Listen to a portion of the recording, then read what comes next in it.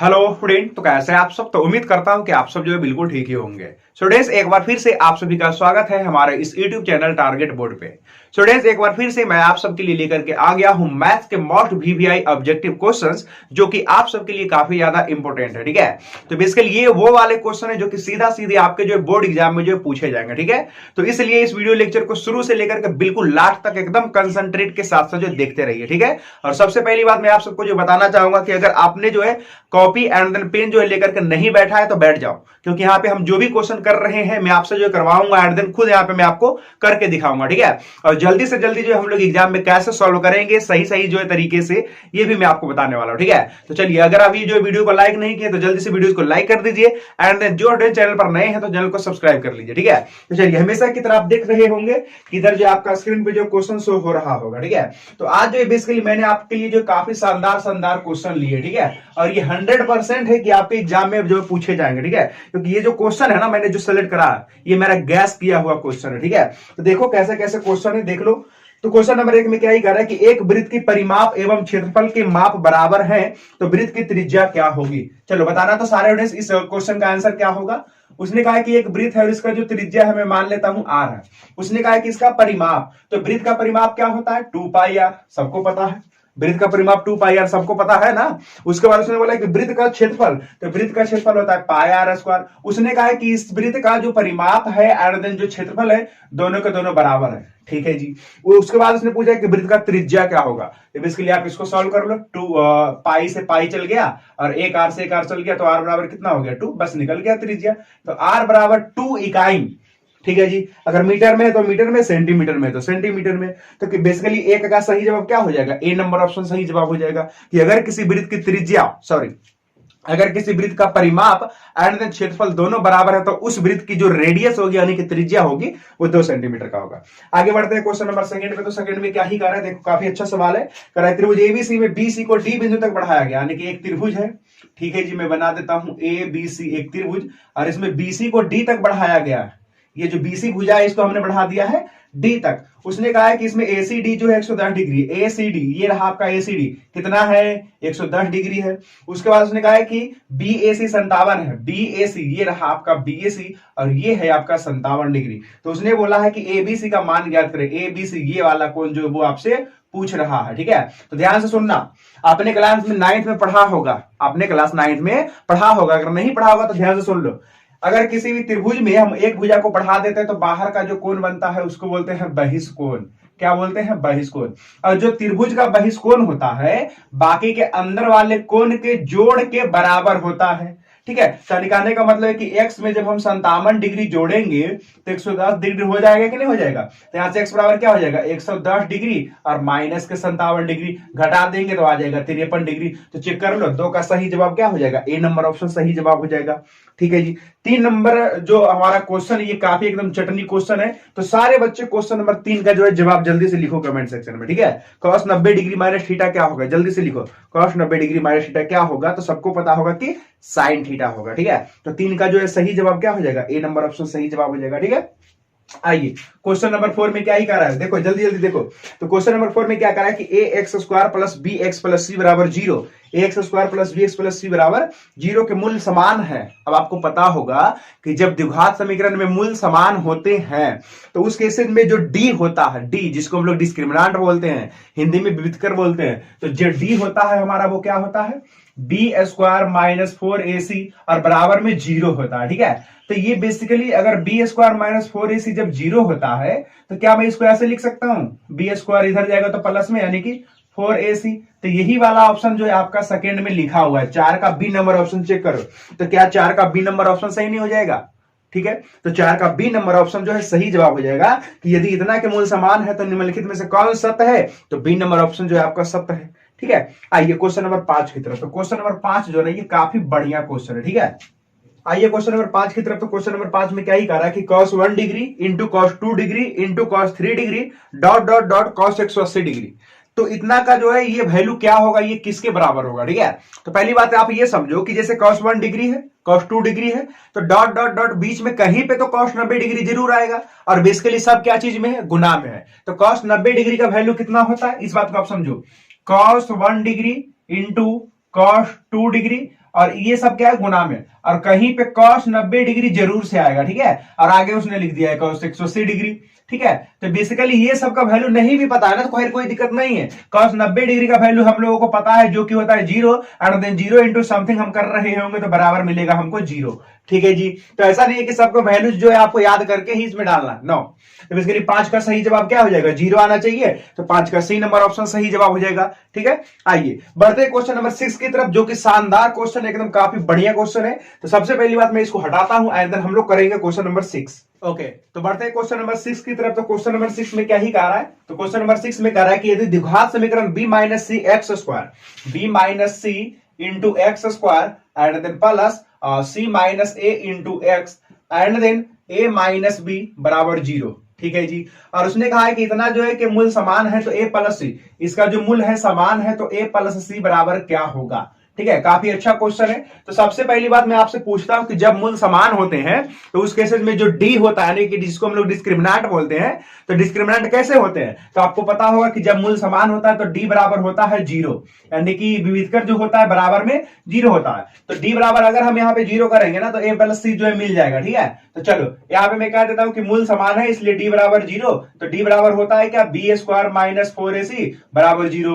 B के जगह पे क्या होता था, एक्स के बगल वाला, यानी कि सी माइनस ए का होल स्क्वायर माइनस 4, ए के जगह पे कितना, तो b minus c and then c के जगह पे कितना, तो ए माइनस बी। चलो, और बराबर में क्या, 0। अब इसको हम लोग जो कैलकुलेशन करते हैं, ठीक है। तो ये हो जाएगा ए माइनस बी का होल स्क्वायर, यानी a square plus b square minus 2ab, और माइनस 4 है इधर, ठीक है। और एक काम करते हैं, इसको गुना कर लेते हैं, तो ये हो जाएगा ए बी माइनस का ए सी, और यहां से गुना करेंगे तो माइनस का b square and then minus minus plus का बी सी, और बराबर में क्या हो जाएगा, 0 हो जाएगा, ठीक है। अच्छा जी, अब इसको ओपन कर लेते हैं एक बार। तो ये हो गया c square plus a square minus 2ac and then ये हो जाएगा माइनस का 4ab और माइनस माइनस प्लस का 4ac, ठीक है जी। एंड देन इसमें आ जाओ, minus minus plus 4b square, okay, और यहां से आ जाओ माइनस का 4bc। अच्छा जी, और बराबर में क्या हो गया, 0। अब बहुत ही ध्यान से देखना, हालांकि ये ऑब्जेक्टिव क्वेश्चन है लेकिन है तो बहुत ही शानदार। तो सी square A square, C square plus a square, और इसको मैं लिख रहा हूं 4b स्क्वायर, ठीक है। अच्छा, ये माइनस का 4ab है, और ac वाला किधर है देखना तो जरा ध्यान से, ये रहा। 4ac में से 2ac घटेगा तो 2ac बचेगा, ठीक है। और ये माइनस का 4ab रहा, और ये माइनस का 4bc रहा, ठीक है, माइनस का 4bc एंड देन बराबर में 0। अभी जो टोटल आप देख रहे हो ना, तो ये बेसिकली क्या लिखा हुआ है, तो ये कुछ नहीं है, ये हमारा c प्लस ए, या तो a प्लस सी बोलो, एक ही बात है, a plus c minus 2b का होल स्क्वायर है, ठीक है। और बराबर में क्या है, 0। तो स्क्वायर धर जाएगा तो क्या आ जाएगा, 0, यानी कि a plus c minus 2b बराबर 0। तो a प्लस सी बराबर उसने पूछा है ना, तो ये माइनस 2b जब उधर जाएगा तो क्या हो जाएगा, प्लस का 2b, यानी कि a प्लस सी बराबर क्या हो जाएगा, प्लस का 2b, ठीक है। तो क्वेश्चन नंबर 6 का सही जवाब क्या हो जाएगा, B number, sorry C number option जो है सही जवाब हो जाएगा, ठीक है। ओके, चलिए अब बढ़ते हैं हम लोग क्वेश्चन नंबर 7 की तरफ। ओके, तो बढ़ते हैं क्वेश्चन नंबर 7 की तरफ। तो क्वेश्चन नंबर 7 में क्या ही कह रहा है, काफी इजी सवाल है। कह रहा है मूल बिंदु से बिंदु ए जिसका नियामक 4,-3 है की दूरी क्या है। तो देखो, मूल बिंदु से अगर दूरी आपको पता है तो कैसे निकालते हैं, अगर पॉइंट दिया हुआ रहता है तो कुछ नहीं करते, दोनों का स्क्वायर करके और जोड़ने के बाद उसका अंडर रूट ले लेते हैं, ठीक है। तो बिंदु ने दे रखा है 4,-3, तो 4 का स्क्वायर करेंगे एंड देन बीच में प्लस एंड देन -3 का स्क्वायर करेंगे, ठीक है। तो 4 का स्क्वायर हो जाता है 16 एंड देन -3 का कितना, तो 9 हो जाएगा, और दोनों को जोड़ देंगे तो कितना हो जाएगा, 25, और वर्गमूल कर रहे होंगे तो 5 आ जाएगा, ठीक है। तो बेसिकली मूल बिंदु से इन बिंदुओं का जो डिस्टेंस है वो कितना आ जाएगा, 5 यूनिट आ जाएगा, यानी कि 5 इकाई हो जाएगा, ठीक है। तो 7 का सी नंबर ऑप्शन सही जवाब हो जाएगा। देखिए क्वेश्चन नंबर 8, जो कि काफी सिंपल क्वेश्चन है, ठीक है। ये तो आपका फॉर्मूला ही पूछ रहा है कि 1 + tan स्क्वायर थीटा किसके बराबर होता है। तो जल्दी से सारे बच्चे कमेंट सेक्शन में लिखो कि 1 + tan स्क्वायर थीटा किसके बराबर होता है, तो sec स्क्वायर थीटा के बराबर होता है, ठीक है, यानी कि ए नंबर ऑप्शन जो इसका सही जवाब हो जाएगा। आइए क्वेश्चन नंबर 9। तो क्वेश्चन नंबर 9 में क्या ही कह रहा है कि 1, 3, 0, 3 एंड देन 1 एंड देन 3 का बहुलक होगा। देखो, बहुलक किसको कहते हैं, जो सबसे ज्यादा बार हो इसको बहुलक कहते हैं। तो बेसिकली जो 9 नंबर क्वेश्चन है इसमें देख लो कि कौन सा सबसे ज्यादा बार है। तो बेसिकली इसमें जो 3 है ना वो सबसे ज्यादा बार है, 3 इसमें 3 बार आया हुआ है, चेक कर लो, ठीक है। तो क्वेश्चन नंबर 9 का जो बहुलक होगा वो क्या हो जाएगा, 3 हो जाएगा, ठीक है। आइए क्वेश्चन नंबर 10 की तरफ। तो 10 में क्या ही कह रहा है, 10 में कह रहा है कि बाई अक्ष से 5 इकाई दाई और बाई अक्ष, यानी सपोज करो ये हमारा एक्स अक्ष और बाई अक्ष, ठीक है। तो बाई अक्ष तो ये वाला है ना, तो बाई अक्ष से दाईं तरफ ये हमारा दायां है और ये बायां है, ठीक है। तो इधर दाईं तरफ उसने कहा है कि एक्स अक्ष पर एक बिंदु P स्थित है। सपोज करो कि ये हमारा P कोई बिंदु है और 5 इकाई दूरी पर है, यानी कि यहां से यहाँ का जो डिस्टेंस है वो 5 इकाई है, ठीक है जी।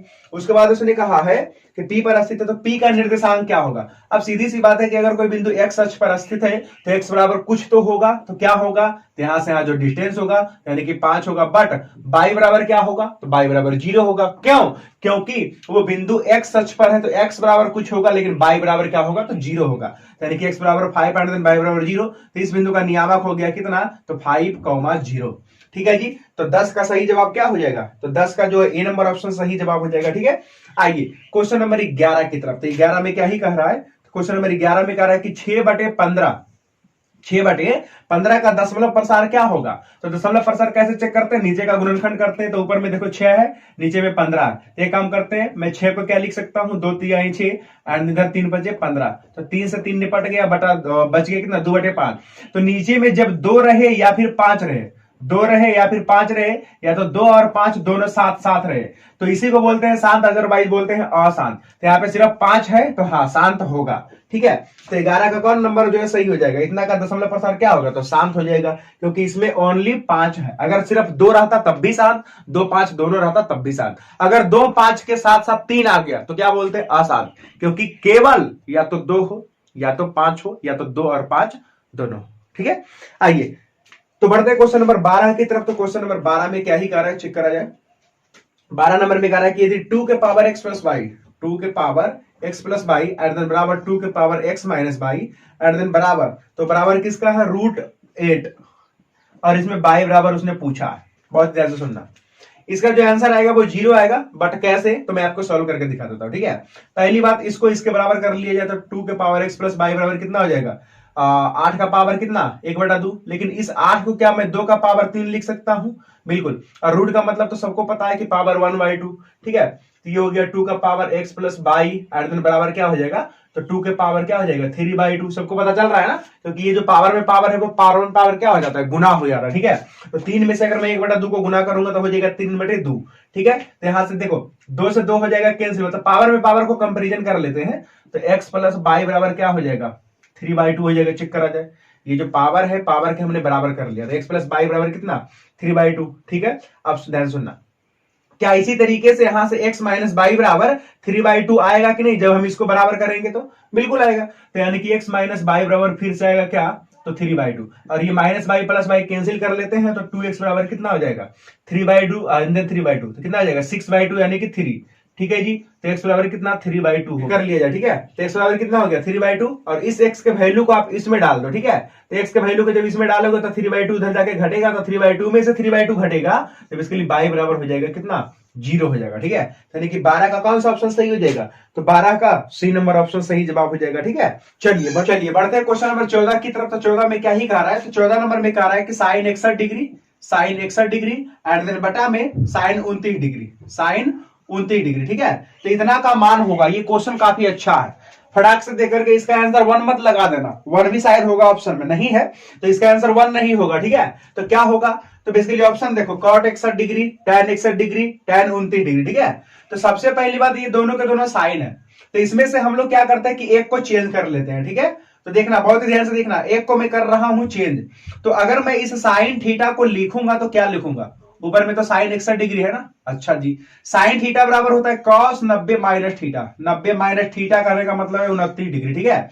और ऊपर में तो हो गया साइन 61 डिग्री, और बटा में देखो cos 90 में से जब 29, यानी कि 90 में से 29 घटा देंगे ना, तो ये 61 ही बचेगा, ठीक है। और साइन थीटा एंड देन बटा में cos थीटा, तो क्या होता है tan थीटा, और थीटा के जगह पे कितना, तो 61 डिग्री है, यानी कि tan 61 डिग्री हो गया, ठीक है। तो 14 का कौन सा ऑप्शन सही हो जाएगा, बी नंबर ऑप्शन जो है सही जवाब हो जाएगा, ठीक है। आइए क्वेश्चन नंबर 15 की तरफ बढ़ते हैं, ठीक है। तो 15 जो काफी अच्छा सवाल है। तो 15 में क्या कर रहा है कि 4x1 x2 and then x3, और उसके बाद उसने लिखा है 28 समांतर श्रेणी में है, यानी कि ये जो सीरीज आप देख रहे हैं ये वाला, तो ये हमारा एपी में है, किसमें है? एपी में है। ठीक है जी, तो अगर एपी में है तो उसने पूछा है x3 बराबर व्हाट, ये जो x3 है इसके जगह पे क्या आएगा। क्वेश्चन सिंपल है लेकिन करना कैसे ये चीज आप सीख लो। तो बेसिकली क्या मैं इसको प्रथम पद यानी कि a बराबर बोल दूं? बिल्कुल, क्योंकि ये प्रथम पद यानी कि a बराबर है ही। और साथ ही साथ ये देखो, इसको ध्यान से देखो, पहला पद, दूसरा पद, तीसरा, चौथा और ये पांचवा, यानी कि पांचवा पद इसका 28 है। तो क्या पांचवा पद को मैं T5 लिख दूं? और T5 दिया हुआ है 28। अगर वो x3 पूछ रहा है ना, तो x3 कहने का मतलब पहला, दूसरा, तीसरा, चौथा, यानी कि उसको T4 चाहिए। T4 कहने का मतलब है x3 उसको चाहिए, इसको चौथा पद चाहिए। बात समझ में आया? तो चौथा पद निकालने के लिए हमको a और d का जरूरत है, बट a यहाँ पे है मगर यहाँ पे d नहीं है। तो d कैसे निकालेंगे? जो दिया हुआ है उससे निकाल लेंगे। देखो T5 अगर 28 है तो T5 को सबको पता होगा कि a प्लस 4d लिख सकते हैं। ठीक है, और ये बराबर में 28 हो गया। a के जगह पे मैं 4 रख सकता हूं और ये 4d और बराबर में 28। तो यहां से देख लो, ये 4 उधर जाएगा तो घट जाएगा, तो 28 में से 4 घटेगा तो कितना बचेगा? 24। और 24 में से जब हम 4 से भागा देंगे तो 24/4 कितना हो जाएगा? 6 हो जाएगा, यानी कि d बराबर 6। जल्दी से बोलना। तो सारे स्टूडेंट्स ये वाला स्टेप सबको समझ में आया कि नहीं? 4 उधर जाएगा, माइनस में बचेगा, 24/4 करेंगे, आ जाएगा 6। ठीक है जी, तो ए रहा 4 और डी रहा 6। हमको क्या चाहिए? तो चौथा पद चाहिए। तो चौथा पद को क्या हम लोग लिख सकते हैं? a plus 3d। हाँ बिल्कुल, a के जगह पे 4 है and then plus 3 and then d के जगह पे अभी अभी हमने निकाला 6। तो 6 दिया 18 और 4 कितना हो गया? 22 हो गया, यानी कि चौथा पद कितना हो जाएगा? 22 हो जाएगा। तो यहाँ पे x3 के जगह पे कितना हो जाएगा? 22 हो जाएगा। ठीक है, तो 15 का बेसिकली कौन सा ऑप्शन सही हो जाएगा? सी नंबर ऑप्शन सही जवाब हो जाएगा। ठीक है जी, आइए अब हम लोग बढ़ते हैं क्वेश्चन नंबर 16 की तरफ। ठीक है, 16 नंबर जो क्वेश्चन है ये काफी अच्छा सवाल है, देख लो। तो 16 नंबर में क्या करा है कि सेक 70 डिग्री, सेक कितना degree? 70 degree, sine 20 degree, cos 20 degree, cosec 70 degree, cos 20 degree into cosec 70 degree. ठीक है, तो सबसे पहली बात, आपको क्या लगता है, कितने स्टूडेंट्स को लगता है कि हाँ ये वाला क्वेश्चन मैं सॉल्व कर सकता हूं? क्योंकि जो क्वेश्चन है ना, अच्छा क्वेश्चन है। ठीक है, तो देखो अभी मैं क्वेश्चन यहाँ पे लिखता हूं, लेकिन इससे पहले अगर वीडियो को लाइक नहीं किए तो चलिए जल्दी से लाइक करिए तब तक। एंड देन अगर आपको सब कुछ समझ में आ रहा है तो चलो अच्छी बात है। देखना यहाँ पे हम लोग बात कर रहे हैं क्वेश्चन नंबर 16 के बारे में। ठीक है, तो 16 में है sec 70 degree, sec 70 degree, sine 20 degree, okay, and then plus cos 20 degree, cos 20 degree into cosec 70 degree. ठीक है, इसका वैल्यू इसको चाहिए ना, बहुत ही ध्यान से सुनना। ये सेक है और ये साइन है, तो अगर मैं साइन को चेंज करूंगा तो बेसिकली बनेगा कॉस। देख लेना जरा ध्यान से, सेक 70 डिग्री और साइन 20 डिग्री, तो क्या मैं साइन थीटा को कॉस 90 माइनस थीटा कर दूं? हाँ बिल्कुल। और यहां से ये कॉस 20 डिग्री है ना, और ये कॉसेक 70 है, तो कॉसेक थीटा क्या हो जाता है? सेक थीटा हो जाता है। ठीक है, सेक 90 माइनस थीटा हो जाता है, तो 90 माइनस थीटा के जगह कितना? 70। अब जरा ध्यान से देखना, ये तो हमारा सेक 70 है ना, और कॉस 90 में से 20 घटेगा तो ये 70 हो जाएगा। और कॉस इंटू सेक क्या होता है? 1 होता है, और इसी तरीके से यहाँ पे भी 1 आएगा। ठीक है, तो 1 + 1 कहने का मतलब कितना? 2 हो जाएगा। ठीक है, तो 16 का कौन सा ऑप्शन सही हो जाएगा? 16 का डी नंबर ऑप्शन जो सही जवाब हो जाएगा। ठीक है जी, आइए अब हम लोग बढ़ते हैं क्वेश्चन नंबर 17 की तरफ। तो क्वेश्चन नंबर 17 में क्या कर रहा है देखा जाए तो 17 में कह रहा है कि दो खंबे 6 मीटर और 11 मीटर ऊंचे हैं। दो ठो खंबा, ये रहा पहला खंबा जो 6 मीटर है, और ये रहा दूसरा खंबा जो कि 11 मीटर है। ठीक है जी, और समतल जमीन पर ऊर्ध्वाधर खड़े हैं। ठीक है, ऊर्ध्वाधर खड़ा है। यदि इनके पादों के बीच की दूरी 12 मीटर है, ये रहा इसके पादों के बीच जो डिस्टेंस है वो 12 मीटर है, तो उनके सिरों के बीच की दूरी क्या होगा? ये वाला दूरी पूछ रहा है। ठीक है, अच्छा जी, तो ये वाला दूरी जो है, सपोज करो कि मैं यहाँ पे जो x बोल देता हूँ। ठीक है, तो यही जो x बराबर इसको चाहिए। सबसे पहला सवाल, अगर मैं यहां से इसको मिला दूंगा लंबवत, तो ये बेसिकली 12 है, तो ये भी 12 हो जाएगा। और दूसरी चीज, ये टोटल जो लेंथ है टोटल 11, टोटल लेंथ कितना है? 11। तो अगर यहां से यहां ये 6 है तो ये भी 6 होगा। ठीक है जी, तो 6 इधर हो गया, टोटल 11 है, तो कहने का मतलब ये 5 हो गया। अब देखो ये जो आप ट्रायंगल देख रहे हो, तो क्या ये समकोणीय त्रिभुज नहीं है? बिल्कुल। और इस समकोण त्रिभुज में अगर मैं मान करके चलो यहाँ पे नाम दे देता हूं AOB, तो इसमें ए बी चाहिए। क्या चाहिए? A B. तो ए बी का जो स्क्वायर होगा ना, क्योंकि 90 के सामने ये कर्ण है, तो ए बी का स्क्वायर इसका स्क्वायर प्लस इसका स्क्वायर, यानी कि 5 का स्क्वायर और प्लस में 12 का स्क्वायर के अंडर रूट, क्योंकि स्क्वायर में इधर हटाने वाला हूं। ठीक है, तो 5 का हो गया 25, इधर हो गया कितना? 144, जोड़ जाड़ देंगे तो आ जाएगा 169, वर्गमूल कर देंगे तो हो जाएगा 13। ठीक है जी, तो देख लो कौन सा ऑप्शन सही हो जाएगा? तो 17 का सी नंबर ऑप्शन सही जवाब हो जाएगा। क्लियर है सबको? चलिए अब बढ़ते हैं क्वेश्चन नंबर 18 की तरफ। ठीक है, तो 18 जो है क्या ही कह रहा है कि बिंदु ए 2, -4 2, ये हमारा बिंदु ए है जी। और देन बी बराबर उसने क्या कहा है, तो बी कह रहा है 4, बी बराबर है 4, चलिए ठीक है। को मिलाने वाली रेखाखंड का मध्य बिंदु है, इन दोनों को मिलाने वाली रेखाखंड का मध्य बिंदु, तो मध्य बिंदु का नियामक तो सबको पता है, x1 + x2 बटा में 2, तो 4 + 2 6 हो गया, बटा में 2 करेंगे तो 3 हो गया, और इसको जोड़ेंगे तो -4 - 2 -6 हो गया, बटा में 2 से भाग देंगे तो माइनस का 3 हो गया, ठीक है। तो 3, -3 चेक करा जाए, सी नंबर ऑप्शन जो है सही जवाब हो जाएगा, 3, -3, ठीक है। चलिए आइए अब बढ़ेंगे हम लोग क्वेश्चन नंबर 19 की तरफ, ठीक है। तो चलो इसको मैं मिटा देता हूं, पढ़िए क्वेश्चन नंबर 19 में क्या ही कह रहा है। कह रहा है यदि x बराबर 1 दोनों समीकरणों कौन कौन सा है, x² + x + a बराबर 0 और bx² + bx + 3 बराबर 0 का मूल हो, तब a × b बराबर क्या होगा। अच्छा क्वेश्चन।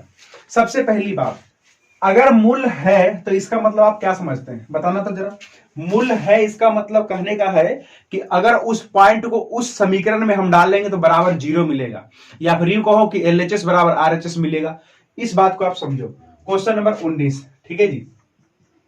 तो 19 में उसने कहा है कि x बराबर 1 कितना कितना है, x² + x + a बराबर 0 है।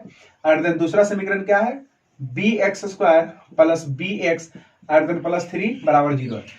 ये जो x बराबर 1 है ना, ये दोनों का मूल है, तो अगर मैं इसको इसमें डाल लूंगा तो LHS बराबर RHS होना चाहिए, और इसमें भी डालूंगा तो LHS बराबर RHS होना चाहिए। तो उसने कहा कि अच्छा मुझे एक काम करो, a × b बता दो। a कहने का मतलब यहां वाला और b कहने का मतलब यहां वाला, ठीक है। कि और a और b को मैं गुना करूंगा तो कितना आएगा, बहुत ध्यान सुनना। x इसका जो है मूल है ना, तो इसमें मैं डालूंगा तो LHS RHS हो जाएगा, तो डाल दो। यहाँ पे अगर मैं डालूंगा 1, x बराबर 1, तो क्या होगा, 1 का स्क्वायर 1 एंड देन यहाँ पे भी 1 और प्लस का a बराबर 0 है, तो a बराबर यहां से निकल करके आएगा -2। पहला समीकरण के लिए कितना निकल करके आया, -2, और साथ ही साथ x बराबर 1 इसका भी मूल है ना, तो इसमें मैं अगर डालूंगा तो यहां से तो हो जाएगा कितना, b, क्योंकि यहाँ पे 1 का स्क्वायर 1 ही रहेगा, और यहाँ पे x के जगह पे 1 डालूंगा तो ये हो जाएगा प्लस का b एंड देन ये प्लस का 3 और बराबर में 0। b हो गया 2b प्लस का 3 बराबर में 0, तब b बराबर हो गया -3/2। क्लियर है सबको। बट उसने कहा a × b चाहिए, a × b, a के जगह -2, b के जगह -3/2, 2 से 2 गया घर, माइनस प्लस का 3 चेक कर लिया, क्योंकि माइनस प्लस का 3 चेक करो जरा ध्यान से। तो 19 का कौन सा ऑप्शन सही हो जाएगा, 19 का सी नंबर ऑप्शन सही जवाब हो जाएगा, ठीक है जी। आइए अब हम लोग बढ़ते हैं क्वेश्चन नंबर 20 की तरफ, जो कि मैं ऐसा ही बता सकता हूं और आप सबको पता चल रहा होगा, 4 - √3 क्या है, एक अपरिमेय संख्या, ठीक है। तो 20 का कौन सा ऑप्शन सही जाएगा, बी नंबर ऑप्शन जो सही जवाब हो जाएगा, ठीक है। आइए बढ़ते हैं क्वेश्चन नंबर 21 की तरफ। तो 21 में क्या ही कह रहा है, काफी लाजवाब क्वेश्चन है। कह रहा है समद्विबाहु त्रिभुज एबीसी में, समद्विबाहु कहने का मतलब है कि जिसमें दो भुजा बराबर हो, ठीक है। तो एबीसी समद्विबाहु त्रिभुज है और एसी बराबर बीसी है। इसमें एसी जो है ये बीसी के बराबर है, ये हमारा बी है, ठीक है। एक मिनट, ये हमारा बी है, इसमें एसी और बीसी जो है ये क्या ही है, बराबर है। और एबी का स्क्वायर, और उसने कहा है कि इसमें जो एबी का स्क्वायर है ये किसके बराबर है, तो 2AC के स्क्वायर के बराबर है, 2AC के स्क्वायर के बराबर है, ठीक है जी। तो उसने कहा है कि इसमें जो कोण सी होगा ना वो क्या होगा, बहुत ध्यान सुनना।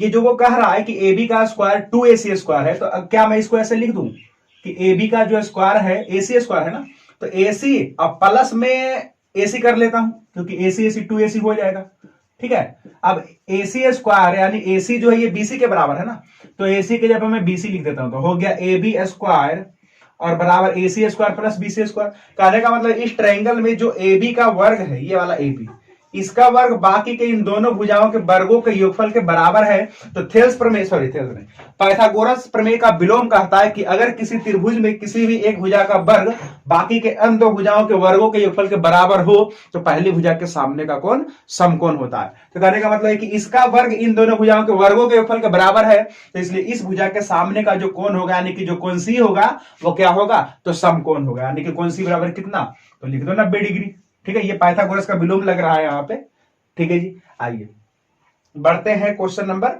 22 की तरफ। तो 22 में क्या ही कह रहा है कि दो समरूप त्रिभुजों की संगत भुजाएं 3 और 5 के अनुपात में, दो देखो त्रिभुज समरूप है और इसकी जो संगत हो जाए 3 और 5 के अनुपात में है। तो मैंने कई बार आपको बताया कि अगर दो त्रिभुज समरूप है और उसकी अगर संगत हो जाए दे रखा है, तो अगर क्षेत्रफल का अनुपात पूछे तो बस इसका स्क्वायर कर देना। तो 3 का स्क्वायर हो गया 9, 3 का स्क्वायर हो गया 9 और 5 का स्क्वायर हो गया 25, यानी कि इसका क्षेत्रफल का अनुपात 9:25 हो जाएगा। और अगर गलती से उसने क्षेत्रफल का अनुपात दे दिया है पहले ही और आपसे त्रिभुज की भुजाओं का अनुपात पूछ रहा है, तो बस उसका वर्गमूल कर लो। ठीक है जी, चलो तो अगला बात से ध्यान रखना। ना आगे बढ़ जाते हैं क्वेश्चन नंबर 23 की तरफ। ठीक है, चलो तो इसको मैं मिटा देता हूं एंड देन हम लोग करेंगे क्वेश्चन नंबर 23। तो क्वेश्चन नंबर 23 में क्या ही कह रहा है कि x square minus x plus 1 के शून्य का अल्फा और बीटा है। बहुपद दे रखा है x square minus x plus 1 के शून्य का अल्फा और बीटा है। ठीक है, तो उसने पूछा है कि 1/अल्फा प्लस 1/बीटा का मान बताइए। ठीक है, ये भी अच्छा क्वेश्चन है, कई बार पूछा जा चुका है। क्वेश्चन नंबर हम लोग कर रहे हैं 23। लिखा हुआ है x square minus x plus 1।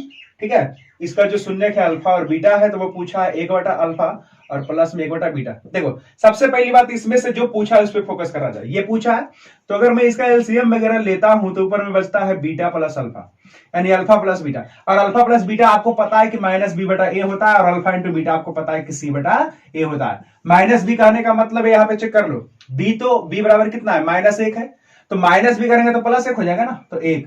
और ए कहने का मतलब है 1, सी कहने का मतलब है 1 एंड ए कहने का मतलब 1। ठीक है, तो इसके लिए 1 ही होगा ना, चेक कर लिया जाए। तो 23 का सही जवाब क्या हो जाएगा? 23 का बी नंबर ऑप्शन जो है सही जवाब हो जाएगा।